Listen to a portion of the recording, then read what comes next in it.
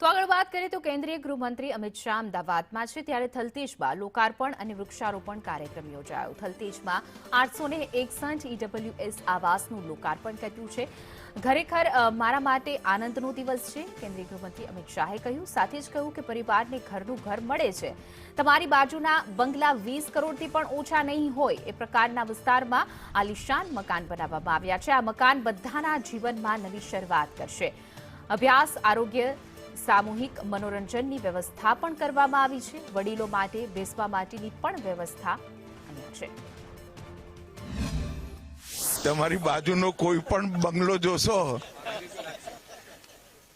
કોઈ પણ બંગલો 20 કરોડથી ઓછો નહીં હોય એવી જગ્યાએ તમારા બધાના ઘર આપ્યા છે। અહીંયા ભણવાની વ્યવસ્થા, આરોગ્યની વ્યવસ્થા, સામૂહિક રીતે મનોરંજનની વ્યવસ્થા બધું જ કર્યું છે અને મોટું મેદાન અહીંયા બાળકો અને વડીલોને બેસવા માટે, રમવા માટે પણ કર્યું છે। તો હૃદયપૂર્વક